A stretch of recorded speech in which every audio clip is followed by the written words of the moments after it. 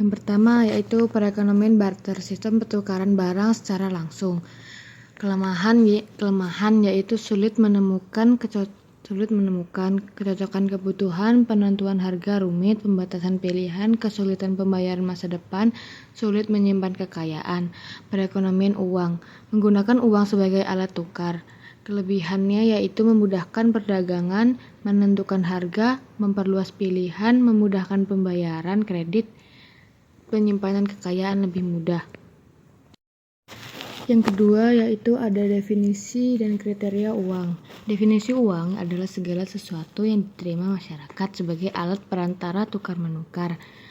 Definisi dan kriteria uang. Yang pertama, diterima umum. Kedua, nilai stabil ketika mudah dibawa dan disimpan. Yang keempat, memiliki berbagai nilai nominal. Lalu yang kelima, tahan lama. Yang keenam, jumlah tidak berlebihan. Lalu selanjutnya ada fungsi uang, yaitu sebagai alat tukar, mempermudah pertukaran barang dan jasa. Lalu sebagai satuan hitung menjadi ukuran nilai barang dan jasa. Lalu sebagai alat pembayaran masa depan untuk memfasilitasi transaksi kredit, penyimpanan kekayaan, menyimpan nilai kekayaan secara praktis. Lalu selanjutnya ada sejarah penggunaan uang.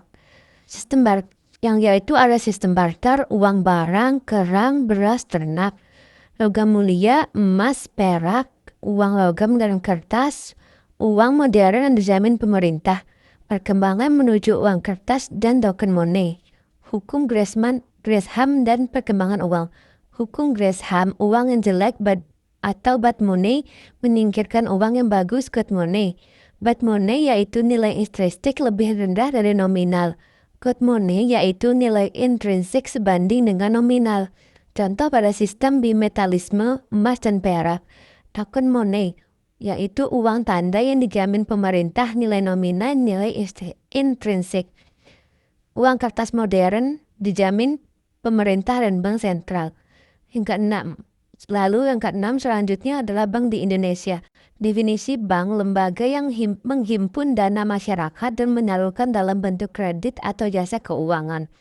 Sejarah perbankan, pada masa kolonial de Javasche Bank BI, de Algemene BRI, dan BTN. Setelah kemerdekaan, perkembangan pesat, likuidasi bank tidak sehat, pengawasan BI. Fungsi utama bank adalah bank menghimpun dana, giro, deposito, dan tabungan. Lalu bank menyalurkan dana secara kredit, lalu jasa pembayaran dan menjaga kestabilan nilai rupiah. Yang ketujuh ada jenis bank di Indonesia. Yang pertama ada bank umum, yaitu simpanan kredit, jasa pembayaran konvensional dan syariah. Yang kedua ada bank perkreditan rakyat atau BPR, yaitu simpanan berjangka kredit, tidak melayani lalu lintas pembayaran. Yang ketiga yaitu bank sentral atau BI, kebijakan moneter, sistem pembayaran, pengawasan bank. Yang keempat adalah bank syariah, prinsip syariah. Lalu yang kedelapan adalah produk dan jasa bank. Yang pertama ada simpanan seperti giro, deposito, dan tabungan. Yang kedua kredit, yang ketiga transfer uang. Dan yang keempat BPR, fokus kredit dan simpanan. Yang kesembilan tujuan dan asas perbankan. Tujuannya yaitu jangka panjang mencari laba, dalam jangka pendek memenuhi cadangan minimum pelayanan baik strategi investasi. Asas demokrasi ekonomi, prinsip kehati-hatian. Cara kerja industri perbankan. Contoh, ini Adit. Adit ingin menyimpan uang 1 jutanya di bank. Bank menyimpan uang Adit dengan janji bunga 3% per tahun. Sekarang, ini Bayu. Bayu ingin meminjam uang 1 juta untuk kebutuhan rumah. Bank meminjamkan uang 1 juta ke Bayu dengan bunga 7% per tahun. 1 tahun kemudian, Bayu membayar lunas utangnya dengan total pokok 1 juta dan bunga 70.000. Sekarang Adit juga ingin menarik uangnya. Adit mendapat kembali uang pokok 1 juta, ditambah 30.000 sebagai bunga imbalannya. Di kondisi ini, maka bank untung 40.000. Simpel bukan? Belajar analisa saham-saham perbankan di kelas saham.id. Apa yang terjadi jika semua orang menarik uangnya dari bank sekaligus? Hai Ekons, pernah mendengar istilah bank run? Ini terjadi ketika banyak orang tiba-tiba menarik uangnya dari bank karena takut bank tersebut akan kolaps. Baru-baru ini, kita melihat di sosmed ada ajakan untuk menarik uang dari bank BRI. Tapi, tunggu dulu. Di Indonesia, ada lembaga penjamin simpanan atau LPS yang menjamin uang kita hingga 2 miliar per nasabah per bank.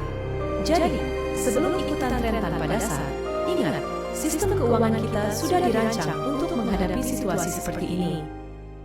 Bank run dapat mengakibatkan kerugian besar bagi ekonomi. Jadi penting untuk berpikir 2 kali sebelum membuat keputusan yang bisa merugikan banyak orang. Ingat, informasi yang kita sebarkan punya dampak. Mari bertanggung jawab atas keuangan kita dengan bijak.